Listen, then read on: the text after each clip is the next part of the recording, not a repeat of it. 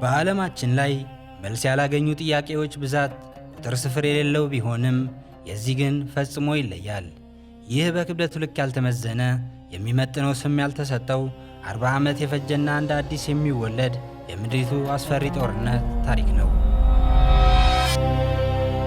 በአሜሪካ ዳኝነት በፍልስጤም አስተናጋጅነት የሚካሄደው የእስራኤልና የኢራን ፍልሚያ ከሚያደርሰው ውድመት አንጻር ብቻ ሳይሆን ካለው ታሪካዊ ዳራ የተነሳም የዓለም ሕዝብ ዝም ብሎ የሚያየው ጉዳይ አይደለም። ውድ ቤተሰቦች፣ በዚህ ቪዲዮ የእስራኤልና ኢራን የጸብ መንስኤዎች ከእውነተኛ ታሪክ ጋር እንቃኛለን። በቅንነት የሚጀመር ማንኛውም ሥራ እንደሚቃና ሁሉ በሰብስክራይብ የተጀመረ ወዳጅነትም የተቃና ይሆናል ብለን እናምናለን። ሐሳብ አስተያየት ሲኖራችሁ እንደተለመደው ጻፉልን፣ ከእናንተ ወደ እናንተ መልሰን እናቀርባለን። የእስራኤልና የኢራን ጸብ እንደ ዛሬው ዓለም አቀፍ ሳይሆን በፊት በአንድ ሽማግሌ ሐሳብና ግላዊ ፍላጎት በአንድ አውሮፕላን ውስጥ በአንድ የበረራ ወቅት የተጀመረ ነው። የካቲት ወር 1979 አንድ አውሮፕላን ከፓሪስ ተነስቶ ወደ ቴህራን እየበረረ ነው። አውሮፕላን ውስጥ ደግሞ አንድ ሽርግግ ያለ ጺም ያላቸው ሽማግሌ የሰዓቱን ሶላት በማድረስ ላይ ናቸው። ሰውየው አያቶላ ሆሜኒ ይባላሉ። እኚህ ሰው ዛሬ ላይ ስመጥር ቢሆኑም እስከዚች ቀን ግን ተራ ሰው ናቸው። በአመፀኛው የካቲት ወር ሰውየው የኢራናውያንን ሕይወት ለዘላለም የሚቀይር ሐሳብ ይዘው ሀገራቸው ገብቷል። የአያቶላህ ዋና ዓላማ ከአንድ ዓመት በፊት የተጀመረውን የመፈንቅለ መንግሥት እንቅስቃሴን ለመቀላቀል እንደሆነ ይነገራል። በዚህ አብዮት ኢራናውያን በአደባባይ እየወጡ የሻህ መንግሥት ሥልጣን እንዲለቅ ሲታገሉ ከርመዋል። በእርግጥም የሻህ መንግሥት በውድም ይሁን በግድ የምዕራባውያን አስተሳሰብ በኢራናውያን ላይ ለማስረጽ ብዙ ለፍቷል። ይህ ሥራው ግን በምሁራኑ በተለይም በወጣቶች የሚወደድ አልሆነም። ዝቅተኛ ገቢ የነበራቸው የሀገሪቱ ለፍቶ አደርም የትግሉ ወሳኝ አባላት ናቸው። ይህንን አለመግባባት ለመፍታት ከማንም በላይ እኛን ይመለከተናል የሚሉ ሁለት ሀገራት ራሳቸውን በሽምግልና ዙፋን ላይ ያስቀመጡ።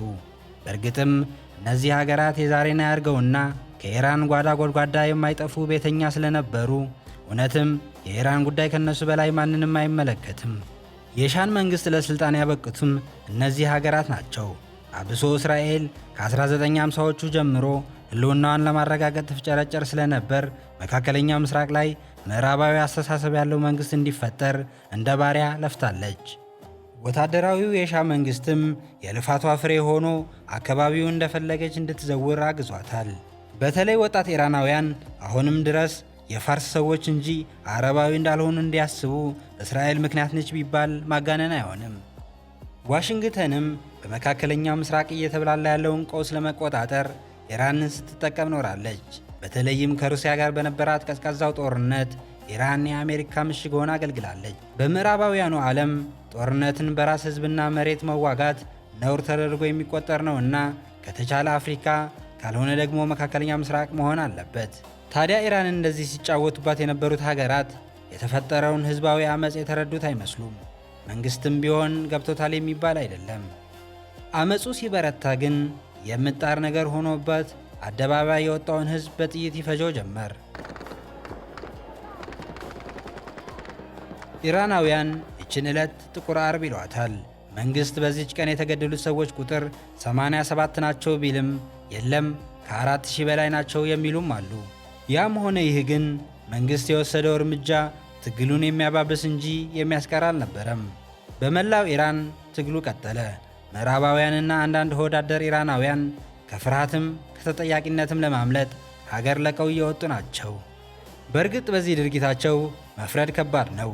ሕዝቡ ምዕራባውያኑን የሚመለከት አንድ ነገር ካየ ቤትም ይሁን ወረቀት ከማቃጠል ወደ ኋላ አይልም።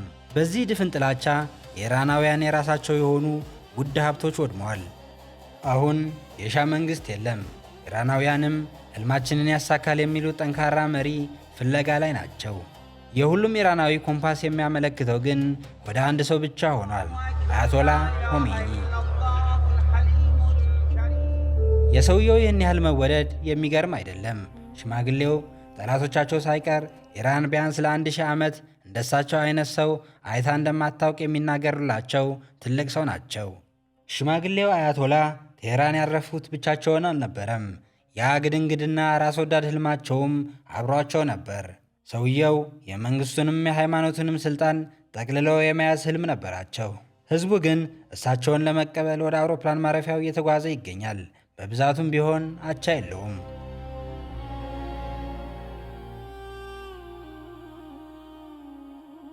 ከህዝቡ ብዛት የተነሳ ጣቢያው እንኳን አውሮፕላን ዝንብ አያሳርፍም ቢባል ማጋነን አይሆንም። እንግዲህ አያቶላ ፊት ማን ይቆማል? እንኳንስ 10 ሚሊዮን ህዝብ አደባባይ ወጥቶ የሚቀበላቸው መሪ በአንድ ሚሊሻ ታጅቦ የሚሄድ የቀበሌ አስተዳዳሪ እንኳ የሚይዘውም የሚያዘውም የለም። በህዝቡም መልካም ፈቃድ ሰውየው የኢራን ሁለንተናዊ መሪ በመሆን ፖለቲካውም ሃይማኖቱንም እንዲመሩ ስልጣን ተሰጣቸው። በዓለም ፖለቲካ ውስጥ አንድ የተለመደ ነገር አለ። አዲስ አገዛዝ ታግለው የጣላቸውን ባለሥልጣናት ከነደጋፊዎቻቸው ከምድር ወይም ከሀገር ማሰናበት። አዲሱ የአያቶላህ አገዛዝም ያደረገው ይህንኑ ነበር። ከምዕራባውያን ጋር ንክኪ ነበረው የተባለውን ሰው ሁሉ እየለቀሙ መግደል። በኢራን የእስራኤል ቆንስላ አባላት ሀገሩን ለቀው የወጡ ቢሆንም ለክፉም ለደጉም እናንተ ቆዩ የተባሉ 33 እስራኤላውያን ግን አሁንም ቴህራን ውስጥ ናቸው። ነገሩ ያልጣማቸው የሞሳድ ሰዎች ዜጎቻቸውን በአጭር ሰዓታት ውስጥ ከኢራን ለማስወጣት እቅድ አውጥተዋል። እቅዱ በጣም ቀላል ሲሆን ሰዎች በቡድን እየሆኑ መኪና ውስጥ መግባት፣ ከዛ ደግሞ ወደ አውሮፕላን ማረፊያ። ይህ እቅድ ግን እውን የሚሆነው እነዚህ ሰዎች በመንገዱ ግራና ቀኝ የተሰለፉ 10 ሚሊዮን ኢራናውያንን ማለፍ ከቻሉ ብቻ ነው። መቼም ከነዚህ ሰዎች መላ አይጠፋምና 2 ኢራናውያን ሚሊሻዎች እነሱን አጅበው እንዲሄዱ ውሳኔ ተሰጠ። በዚህ ዘዴ የአዲሱን አገዛዝ ሰዎች በመምሰል አውሮፕላን ማረፊያ ደረሱ። አውሮፕላኑ ሀገር ለቆ እስኪወጣ የአገዛዙ ሰዎች የአዲስ መንግሥት ስካር ላይ ስለነበሩ ማንም አላወቀም። የእስራኤል አውሮፕላንም ለአንዴና ለመጨረሻ ጊዜ ቴህራንን ተሰናበተ።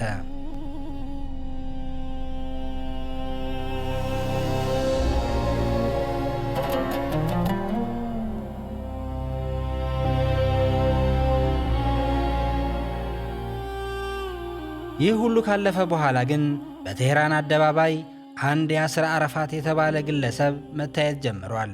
ይህ ሰው የእስራኤል ራስ ምታት ነው። ለፍልስጤማውያን በአንጻሩ ጀግና የነፃነት ታጋይ። ያስር አረፋት ቴህራን የተገኘው በአያቶላህ ሆሜኒ ግብዣ ነው። አሜሪካና እስራኤል ይህንን ሰው ለመግደል ያልፈነቀሉት ድንጋይ ያልገቡበት ጉድጓድ የለም። በኢራን አደባባይ በነፃነት ሲንቀሳቀስ እንዲታይ መደረጉ ግን ለምዕራባውያኑ ግልጽ መልእክት ነው። መልእክቱን የተረዱ አንዳንድ የአረብ ሀገራትም የእኛ ልጅ በርቺ በርቺ እንዳትረቺን ማዜም ከጀመሩ ሰነባብቷል። በዚህ የልብ ልብ የተሰማት ኢራን ከእንግዲህ ፍልስጤምን የሚነካ ካለ ጠቡ ከኔ ጋር ነው አለች። የኢራን እንዲህ መሆን ግራ የገባት አሜሪካ ከዚች ሀገር ጋር በቀጣይ ሊኖራት ስለሚችለው ግንኙነት እየመከረች ይገኛል። ገና ስብሰባው ሳያልቅ በኢራን አክራሪ ሙስሊም ተማሪዎች የአሜሪካ ኤምባሲን ሰብረው ገቡ። ይህ እንኳን ለአሜሪካ ለኢራንም ድንገታዊ ነበር። ተማሪዎቹ ኤምባሲ ውስጥ የነበሩትን 52 ሰራተኞች በማሰር ወደ አንድ መጋዘን አጎሯቸው። ይህን በድንገት የሰሙት አያቶላህ ወደ ቦታው መሄድ ቢችሉም የታገቱት ሰዎች ይለቀቁም ይቆዩም የማለት ድፍረት ግን አልነበራቸውም። ሽማግሌው ይለቀቁ ቢሉ በጋለ ስሜት ውስጥ ያሉት ተማሪዎች ሊነቅሏቸው ሆነ። እነዚህ ይቆዩ ቢሉ ደግሞ ከእስራኤል ጋር ያለው ጸብ ከአሜሪካም ጋር ሊቀጥል ሆነ። አያቶላህ ሆሜኒ ግን በፍርሃትም ይሁን በብልሃት ዝምታን መርጠዋል። 444 ቀናትን ቢፈጅም የታገቱት ሰዎች በድርድር መለቀቅ ችለዋል። የተማሪዎቹ ድርጊት ግን አያቶላህ ከአሜሪካ ጋር ሊፈጥሩት የነበረውን መልካም ግንኙነት ገደል ከቶታል። የካቲት 6 1982 ከመፈንቅለ መንግስቱ 3 ዓመት በኋላ እስራኤል በአረብ ሀገራት የደረሰባትን መገለል ለማስወገድ ሊባኖስን ማጥቃት ጀምራለች። ሊባኖስ ያን ጊዜም ቢሆን ከእስራኤልም ይሁን ከኢራን ጋር ጸብም ፍቅርም አልነበራትም። ሊባኖስ በሰሜን በሶሪያ በደቡብ ደግሞ በፍልስጤም ነፃ አውጪ ጦር እሳት ሲዘንብባት የኖረች ሀገር ነች።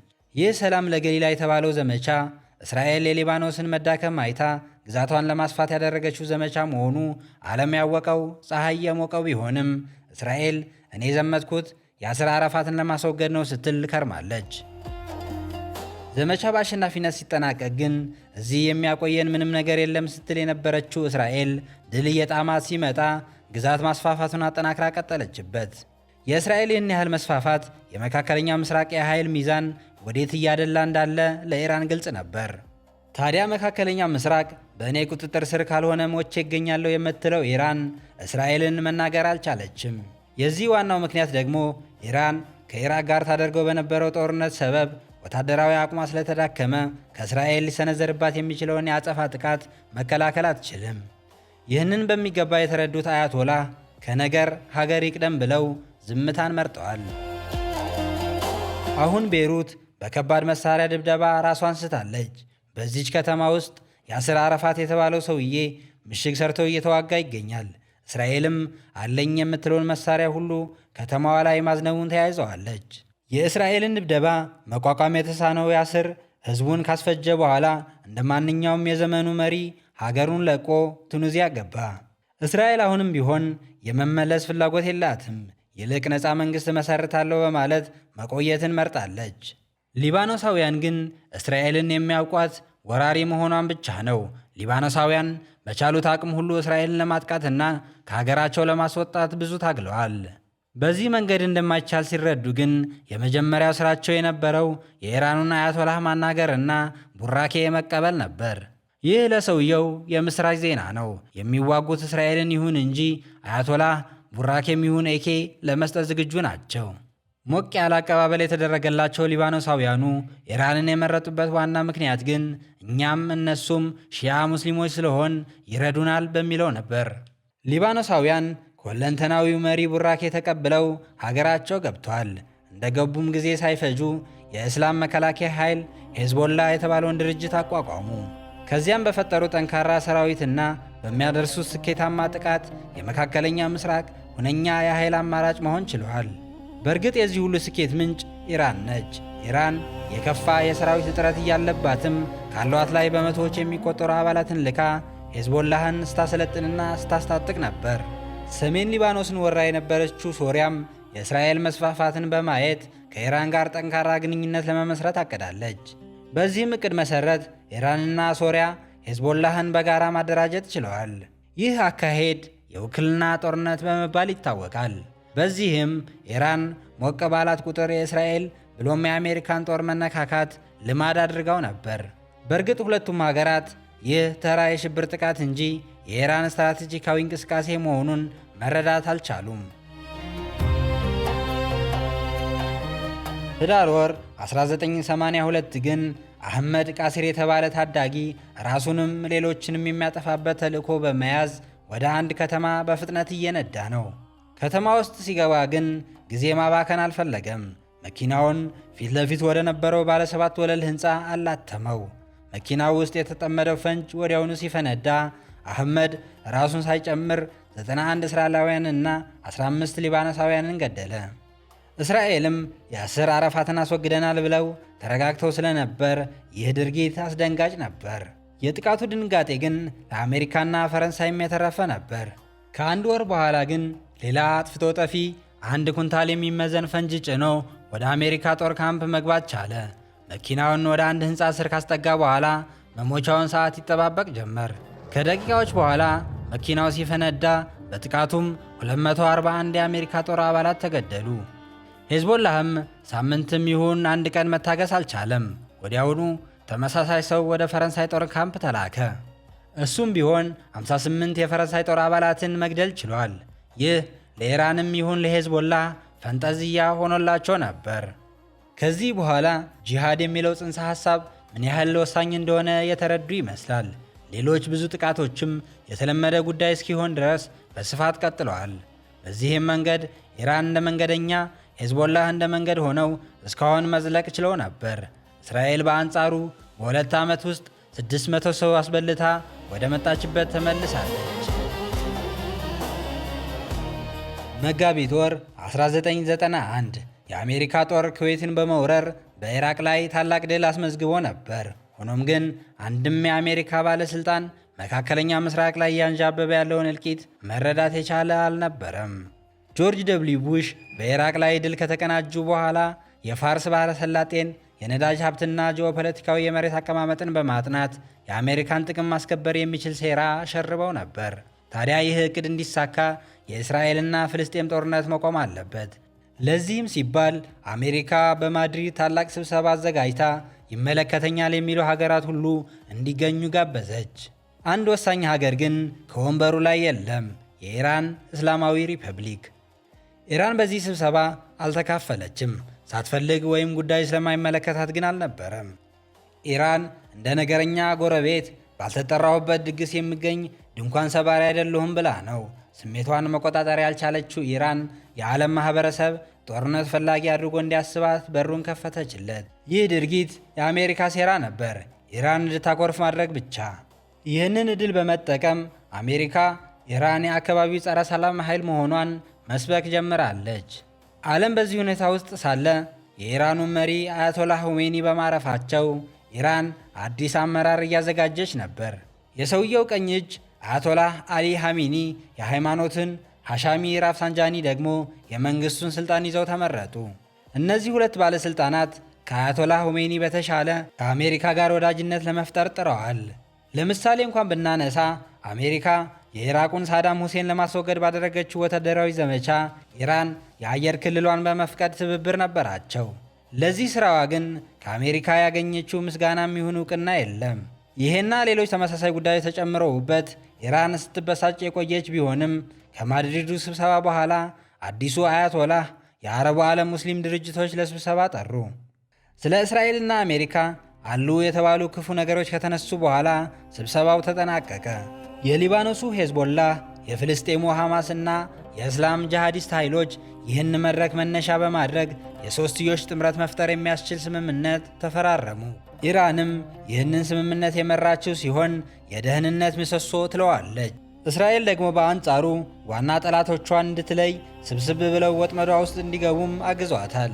ህዳር 1992 በቤይሩት ከ50 ሺህ በላይ ሕዝብ ንቅል ብሎ አደባባይ ወጥቷል።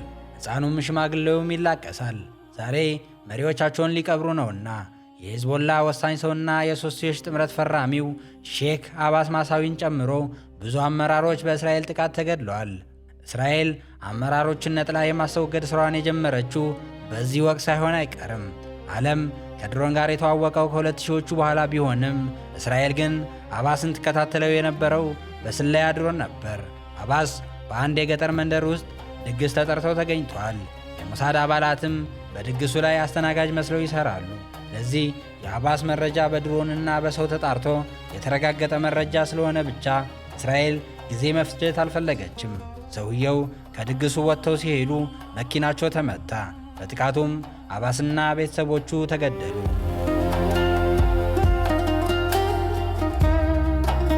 ጥር 1992 አርጀንቲና አንድ ፈንጅ የተጠመደበት መኪና ቦነስ አይረስ ከነበረው የእስራኤል ኤምባሲ ሕንፃ ጋር ተላተመ።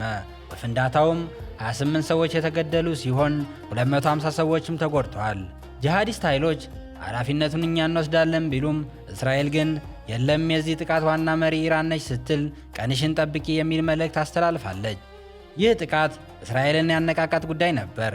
ይህ ተራ የሽብር ጥቃት እንዳልሆነ ይልቅ ኢራን ሄዝቦላህን ከማስታጠቅም በላይ ዩራኒየም ማበልጸግ ላይ እንዳለች መረዳት ቻለች። እንግዲህ ይህን ጊዜ እስራኤል አንድ ወሳኝ እርምጃ ካልወሰደች የህልውናዋ ጉዳይ ስጋት ውስጥ ነው። የዚህ ሁሉ ኃላፊነት ደግሞ በአዲሱ ጠቅላይ ሚኒስትር ይስሐቅ ራቢን ጫንቃ ላይ ወድቋል። ይስሐቅ ራቢን 1922 በኢየሩሳሌም ተወልደው ያደጉ ሲሆን 1948 በነበረው የነፃነት ውጊያ ላይ በመሳተፍ ደማቅ ታሪክ ጽፈዋል። እኚህ ሰው በተለይም 1967ቱን የ6 ቀናት ውጊያ በመምራት እስራኤል ዌስት ባንክ፣ ጋዛንና የጎላን ኮረብታዎችን ወደ ግዛቷ እንድታካትት ወሳኝ ሚና ነበራቸው። ይህ ጉዳይ ግን ኒውክሌር ነው። በዚህ መቀለድ አይፈልጉም። ለዚህ የመጀመሪያ ስራቸው ያደረጉት ከፍልስጤም ጋር መልካም ድርድር በማድረግ ኢራንን ከጨዋታው ማስወጣት ነበር። በእርግጥ ይህ እቅድ አልተሳካም።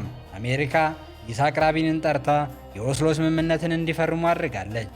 በሌላ ወገን የነበሩት ፈራሚ ደግሞ እስራኤል ለዘመናት ስትፈልገው የነበረው ያስር አራፋት ነበር። የፖለቲካ ነገር ሆኖ ግን ሁለቱም ጠላቶች ተጨባብጠው ተለያዩ። በዚህ ስምምነት መሰረት በእስራኤልና ፍልስጤም መሃል ሰላም ሰፍኖ ኢራን ከጨዋታው በማስወጣት ዓመታት መዝለቅ ችለው ነበር። ይስሐቅ ራቢን ግን የፍልስጤምን ጉዳይ በዚህ መልክ መዝጋት ቢችሉም የኢራን ጉዳይ ግን ቀላል ነገር አልሆነላቸውም። ከ3 ሳምንት በኋላ እስራኤላውያን በሰፈሩበት ዌስት ባንክ አንድ የህዝብ አውቶቡስ ላይ ጥቃት ተፈጽሞ የብዙ ሰው ሕይወት አለፈ። በዚህ የተበሳጨ አንድ እስራኤላዊም መሳሪያውን አንስቶ የሄብሮን ህዝብ ሲፈጅ ዋለ። በዚህ ጥቃት ኢራን አዲሱን ጨዋታ ለመጀመር አስባለች። ለሰላም ይሁን ለድርድር ቦታ የለኝም ማለትም ጀምራለች። በዚህም ድርጊቷ በእስራኤልና ፍልስጤም መሃል ሰላም እንዳይኖር እንቅፋት ሆና ቆይታለች። ይህንን ሴራ ደግሞ በወቅቱ የኢራን ደህንነት ቢሮ አባል የነበሩት ሰኢድ ሁሴን በሚገባ ያረጋግጣሉ። ኢራን የፍልስጤምን ሰላም መሆን አትፈልግም የሚለውን ሐሳብ የሚያረጋግጥ ማስረጃ ባይኖርም የፍልስጤም ሰላም የተገኘው በእስራኤልና አሜሪካ ዲፕሎማሲ መሆኑ ግን ሰላም ሲነሳት ሲረብሻት ቆይቷል። የኢራን ነገር እኔ ያላማሰልኩት ወጥ አይጥምም የሚለውን አይነት ሆኗል። አሁን ወደ ትናንሽ እርምጃዎች ተሸጋግራለች። አሜሪካና እስራኤል ግን ባገኙት መድረክ ሁሉ የዓለሙ ማኅበረሰብ ኢራንን በአይነ ቁራኛ እንዲመለከት ይናገራሉ። ሌላው አጨብጫቢ ስለነበር ለአሜሪካ ያዳላ ነበር። የኢራን የኢኮኖሚና ፖለቲካዊ ማዕቀቦች መጣል የጀመሩትም ከእነዚህ ጭብጨባዎች በኋላ ነበር። እነዚህ ሦስት ሀገራት በሚያራምዱት ፖለቲካ ውስጥ ሌሎች ሀገራት ገብተው ሊነካኩ የግድ ነው። የኢራንም የአሜሪካም ጠላት እየተፈጠሩ ናቸው። ኢራንን የሚደግፉ የአረቡ ዓለም ሀገራት ከእስራኤል አልፈው በአሜሪካም የተለያዩ የሽብር ጥቃት መፈጸም ችለዋል። 9/11/2001 ይህ ቁጥር አሜሪካውያን ከአምላካቸው በላይ የሚተማመኑበት ከስማቸው በላይ የሚያውቁት ቁጥር ነው። ዕለቱ ግን የሽብር ጥቃት የተፈጸመበት ዕለት ነው። ይህን ጥቃት በሽብርተኝነት ወንጀል ያልመዘገቡ ሀገራት ማግኘት አስቸጋሪ ነው። አሜሪካ ጠላቷ ኢራን ብቻ እንዳልሆነች ለመረዳት እንደዚህ አይነት ጥቃትና የ3000 ሰው ሕይወት ማለፍ ያስፈልጋት ነበር። ከዚህ ጥቃት በኋላ ለዓይንም ለጆሮም አዲስ የሆነ ሰው የቴሌቪዥን መስኮትን ሞልቶታል። ይህ ሰው ኦሳማ ቢንላደን ይባላል። በዚህ ስሙ ላይ ከፊቱ አሸባሪው የሚለውን ታርጋ ለጥፈው የዓለም ሚዲያዎች ወሬ እያቀባበሉ ሰነበቱ። ፕሬዝዳንቱ ጆርጅ ደብልዩ ቡሽ ታሊባን ላይ ክተት ሰራዊት ምታ ነጋሪት ብለው ጦር አዝምተዋል። ሲጀመርም በስሜት ብቻ ስለነበር አሜሪካ በጦርነቱ ድል አልቀናትም። በዚህ ጊዜ ኢራን የአሜሪካ ወሳኝ አጋር ሆና መታየት ጀመረች። በዚህ ጠንካራ አጋርነት ታሊባን ለጊዜውም ቢሆን ተሸነፈ። ይህ ጥምረት ለሁለቱም ሀገራት ወሳኝ ነበር። ኢራን ታሊባን ጸረ ሺዓ ሙስሊሞች ስለሆነና እየጎነተለ ያስቸግራ ስለነበር ሲሆን አሜሪካ ደግሞ ኢራንን የክፉ ቀን መሸሸጊያ ለማድረግ በዋናነት ደግሞ ኢራንን ከአካባቢው ሀገራት ጋር አጋጭታ ሹልክ ብላ ለመውጣትና ኢራን ውስጥ መረጋጋት እንዳይኖር ያሰበችው ሴራ ነበር። ሌቦች አብሮ በሰረቁት ዕቃ ይጣላሉ እንደሚባለው ተንኮል አዘል የሀገራቱ ውህደት ትርፋማ መሆን አልቻለም። በእርግጥ እነዚህ ሀገራት ያስታጥቁት የነበረው የሰሜን አፍጋኒስታን ኃይል ካቡልን መቆጣጠር ችሏል። ችግሩ የተፈጠረውም ከዚህ በኋላ ነው። የአዲሱ መንግሥት ሥልጣን አወቃቀር ለማን በሚመች መልኩ መሆን አለበት በሚለው ርዕስ ሁለቱም ጸብ ውስጥ ናቸው።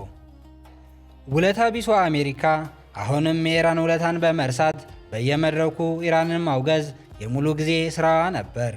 የኢራን ሪፐብሊክ የዓለም ማኅበረሰብ ፊት እየነሳ ሲመጣ መፍትሔ ይሆናል ያለችውን ሐሳብ አቀረበች። በወቅቱ በአሜሪካ የኢራን ኤምባሲ ዝግ ስለነበር የስዊዘርላንድ አምባሳደሩን ደብዳቤ አስይዛ አሜሪካ ላከችው። የዚህ ደብዳቤ ይዘት በጥቅሉ ሲታይ ግን ኢራን ሄዝቦላ ስለተባለው ታጣቂ ስለ ዩራኒየም ማበልጸግም መነጋገር እንደምትፈልግ፣ በምትኩ አሜሪካ ኢራን ላይ የጣለቻቸውን ማዕቀቦች እንድታነሳ የሚጠይቅ ነበር። የአሜሪካውን ፕሬዝዳንት የአያቶላ ሐሚኒ በድንገት እጅ መስጠት አልዋጥ ስላላቸው መልሱን አዘገዩት። የኢራን መሪ ይህን ያደረጉት ከአሜሪካ ጋር መነካካት የሚረባን ነገር የለም፣ እባክህ ዘላቂ መፍትሄ እንፍጠር ተብለው በልመና ነበር። ሽማግሌው የፈሩት ግን አልቀረም። ደብዳቤው ከነጨራሹም ከጠረጴዛ የሚያነሳው ሰው የለም። አያቶላህ ንዴት ብልጭ ሲልባቸው የኢራናውያንን ሕይወት ምናልባትም ለዘላለም የሚለውጥ ውሳኔን አስተላለፉ። ዩራኒየምን በከፍተኛ ጥራትና በከፍተኛ ቁጥር ማበልጸግ። ከዚህ ዩራኒየምን በከፍተኛ አቅም የማምረት ውሳኔ ኢራን ሁሉም ሀገራት በጥርጣሬ ዓይን የሚያያት ሀገር ሆነች። ህዳር 2009 ስልጣን ከያዙ 3 ወር ያልሞላቸው ጉንጨ በረሃ ጥቁር ሰው የመገናኛ ብዙሃንን አጀንዳ ሆነው ከርመዋል። በኢራን የአዲስ ዓመት ዋዜማም ብቅ ብለው ኢራናውያን እንኳን ደስ አላችሁ፣ እናንተ የምድራችን ታላቅ ስልጣኔ ባለቤትና ሀገር ወዳድ ህዝቦች ሆይ በአሜሪካና በራሴ ስም ለእናንተ ያለኝን ከፍ ያለ ክብር ሊገልጽላችሁ ወዳለው ሲሉ መስሚያን ጭው የሚያደርግ ያልተለመዱ ተስፋ አዘል ንግግር አሰሙ። እኚህ ሰው ባራክ ኦባማ ይሏቸዋል። እሳቸው ከበፊቱ በተሻለ ምዕራባዊ አክራሪነት የሚያጠቃቸው አልነበሩም። ይህ የተስፋ ቃልም ቢሆን ለአንዱ ደስታን ሲሰጥ፣ ለሌላው ግን የሐዘን ምንጭ ነበር። ቤንያሚን ኔታንያሁ ባራክ ኦባማን ለማግኘት እስኪነጋም አልጠበቁም። በንጋታው ነጩ ቤተ መንግሥት ውስጥ ተገኝተው የጋራ ውይይት ጀምረዋል። ጎረምሳው ኔታንያሁ ባራክ ኦባማ ገና ያልበሰሉና የመካከለኛ ምስራቅ ፖለቲካ ያልገባቸው ናቸው ብለው ስለሚያስቧቸው ውይይቱ ፍሬያማ መሆን አልቻለም። በዚህ ወቅት እስራኤል የተደራጀ ወታደራዊ ቁመና ላይ ስለነበረች ስትራፖስ ይዘው ጡንቻ ያወጣ እንደሚመስለው ጀማሪ ስፖርተኛ ያዙኝ ልቀቁኝ እያለች ነበር። ኢራንን ያለ አሜሪካ ድጋፍ ለማጥቃት ጠቅላይ ሚኒስትሩ የበላይ ኃላፊዎቹን ካቢኔ ለስብሰባ ጠሩ። የሰውየው ሐሳብ ጦረኛና ብዙ ያልተመከረበት ስለሆነ ካቢኔው ይህን ሐሳብ ማጽደቅ አልቻለም። አዲሱ የአሜሪካ ፕሬዝዳንትም ሰውየው ሁሉንም የካቢኔ አባላት ሳያሳምኗቸው በፊት ልቅደመው በማለት ከኢራን ጋር በርካታ ንግግርና ድርድር አደረጉ። ከዚህ እልህ አስጨራሽ ንግግር በኋላ አሜሪካ ኢራንንና እስራኤልን ለውይይት ጋበዘች። ከተወሰኑ ቀናት በኋላ የተሰማው ግን የማይታመን የምስራች ሆነ። ኢራን የኒውክሌር ኃይል ማበልጸጊያውን ለኃይል ምንጭነት ብቻ ለመጠቀም ስትወስን፣ አሜሪካ በአንጻሩ በኢራን ላይ ተጥለው ከነበሩት ማዕቀቦች በከፊል አነሳችላት።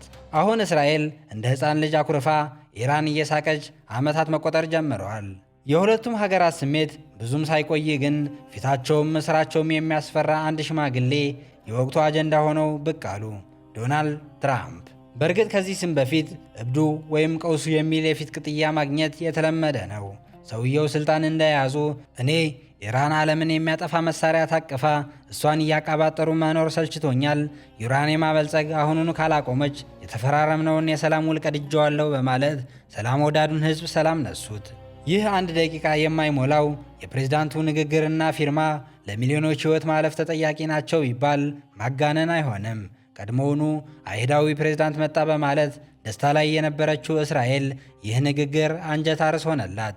በዚህ የልብ ልብ ስሜት ተወጥራ ኢራንን ልታጠፋኝ እየሰራች ነው፣ ቀድሜ ካላጠፏት ሁሉናዬ አደጋ ላይ ነው ስትል ቆየች። ኢራን በአንጻሩ እንግዲህ አሜሪካ ላይ የምጥለው ተስፋ የለም፣ ወገቤን ታጥቄ ኒውክሌር አመርታለሁ በማለት የ2025ቱን ጦርነት ለማዋለድ የቻሉትን ያህል ለፍቷል። አሁን 2026 ላይ ነን። ወደ አደገኛው ፍጻሜ የሚያሸጋግረው የጥፋት ደወል ድምፁን ከፍ አድርጎ እየጮኸም ይገኛል። እያንዳንዱ መገናኛ ብዙሃንም የሟች ቁጥር እየለቀመ ይዘግባል። ነገርየውን ይበልጥ አስፈሪ የሚያደርገው ግን በይፋ የሚወራውና በሹክሹክታ የሚነገረው የጦርነቱ መንስኤና መዳረሻ ለየቅል መሆናቸው ነው። ከ8 ወራት በፊት አሜሪካ የኢራንን ጦር መሳሪያ መጋዘን የእኩለ ሌሊት መዶሻ በሚል ዘመቻ ፎርዶው፣ ናታንዝና ኢስፋሃን የተባሉ የኢራን ግዛቶች ቀጠቅጥ ውላ ካደረች በኋላ ቆይቶ ለዓለም ሕዝብ ሁሉ የሚሆን ሰበር ዜና አለኝ አለችን። የዓለም ሕዝብ ሆይ ከእንግዲህ ስጋት አይግባ፣ የኢራን መሳሪያዎች ከእንግዲህ ስጋት አይሆኑብህም፣ ድራሹን አጥፍቼዋለሁ በማለት ድስክር አሰማች። በነገራችን ላይ አሜሪካን አንድም ሀገር አቶሚክ ቦምብ እንዳይታጠቅ ተቆጣጠሪ ያላት አካል የሌለ መሆኑ ልብ ሊባል ይገባል። አሜሪካ በራሷ ከ7000 በላይ ከ3 እስከ 6 ቶን የሚደርስ የኒውክሌር ቦምብ ባለቤት ነች። አሁን ግን ሁሉም ነገር የተነቃበት ይመስላል። አሜሪካ ሙሉ ለሙሉ ወድሟል ያለችውና የተዘጋው ፋይል ተከፍቶ ለዓለም ሁሉ ስጋት ሆኖ እየመጣ ያለውን ጦርነት በተመሳሳይ ምክንያት ፊሽካ ነፍታ አስጀምረዋለች። ግልጽ የሆኑ ማስረጃዎች ለማየት ከተሞከረ ግን አሜሪካና ግብረ አበሮቿ ኢራን ኒውክሌር ጣቢያዋን እየሰራችበት ነው ብለው ቢከሱም በእነዚህ አካባቢ ላይ ትልቅ የሚባል እንቅስቃሴ አልነበረም። ይህ ቀርቶ የዓለም አቀፉ አቶሚክ ኢነርጂ ኤጀንሲ ዋና ኃላፊ ራፋኤል ግሮሲ ያረጋገጡት እውነት ኢራን አቶሚክ ቦምብ ማምረቷን እንደቀጠለችበት የሚያሳይ ፍንጭ አለመኖሩን ነበር። የስለላ ዘገባዎች ሳይቀር ኢራን 2003 ላይ ባደረገችው ስምምነት ኒውክሌር ማበልጸግ እንዳቆመች እየጠቆመ በአንድ ሳምንት ውስጥ አዲስ ትርክ ተፈጥሮ አንድን ሉዓላዊ ሀገር መውረር ምን አመጣው? ካልጠፋ ምክንያት ሁሉም ሀገራት አቶሚክ ቦምብ ታጥቀው ሲያበቃ ኢራን ዓለምን ልታጠፋ አቶሚክ ቦምብ እያመረተች ነው በማለት የዓለሙን ማህበረሰብ አንድ ሊያደርግ የሚችል አጀንዳ መፍጠርስ ምን ይሉታል የሚሉ ግን አያሌ ሰዎች አሉ። በእርግጥ ብዙ ሰዎች እስራኤል ያለባትን ትልቅ የአደጋ ስጋት በመፍራት አሜሪካ ደግሞ እኔ ያልኩት ካልሆነ የምትለው ነገርና ቀጠናዊ የበላይነት ለመያዝ የሚያደርጉት ጂኦፖለቲካዊ ፍልሚያ ነው የሚሉ አዋቂ የሚል ቅድመ ቅጥያ ያላቸው ሽማግሌዎች በየትምህርት ማዕከላትና ምርምር ጣቢያዎች ይገኛሉ። አይ ይህ አንዳች መለኮታዊ ጽንሰ ሐሳብ ያለውና ለዘመናት ሲጠበቅ የነበረ ጉዳይ ነው በማለት አንዴ ከታቦተ ጽዮን፣ አንዴ ከሰለሞን ቤተ መቅደስ፣ ከፍ ሲል ደግሞ ከእውነተኛውም ከሐሳዊው መሲህ ጋር ሲያያይዙት የተደበቀ ነው የሚሉት ገልጠው ለማሳየት የሚተጉ የማኅበራዊ ሚዲያ ነጣፊዎችና የእምነት ተቆርቋሪዎች በብዛት እየተከሰቱ ሐሳባቸውን ያጋራሉ። እውነቱ የትኛውም ይሁን የቱ በመካከለኛ ምስራቅ እያለቁ ላሉት ሕፃናትና ሴቶች ያቺ አንዴ ተወርታ በአንዴ የተተገበረችው በፊርማ የታጀበችው የትራምፕ የአንድ ደቂቃ ንግግር ዋናዋ ምክንያት ነች። ጅብ ፈርተው ዛፍ ላይ ቢሰቀሉ ነብር ጠበቃቸው ነውና ይህ ሁሉ ሲፈጠር ዳር ላይ ሆነው የሚመለከቱ የነበሩት ሀገራት አሁን ጦሱ ለእነሱም ተርፎ ወደ ጦርነት እንዲቀላቀሉ የመጥሪያ ወረቀት እየደረሳቸው ይገኛል። ይህንን ያዩ አንዳንድ ሰዎች ግን ሲጠበቅ የነበረው ሦስተኛው የዓለም ጦርነት ሊቀሰቀስ ነው እያሉ ስጋት ላይ ናቸው። ለ40 ዓመታት ያክል በእስራኤል አሜሪካና ኢራን መካከል የነበረውን ታሪክ ከታሰረው የጋብቻ ቀለበት እስከ ተቀደደው የ80 ወረቀት የቃኘንበትን ቪዲያችን በዚያ በቃን። ሰላም ለዓለም ሁሉ እያልን ቤት ግሎብን ሰብስክራይብ በማድረግ ከዓለም ሁሉ የቃረምናቸው አስተማሪ አስደናቂና አዝናኝ ቪዲዮዎቻችንን በመመልከት የጉዞ የባህልና የታሪክ ጥማታችሁን እንድትወጡ እንጋብዛለን። በሰላም ቆዩ።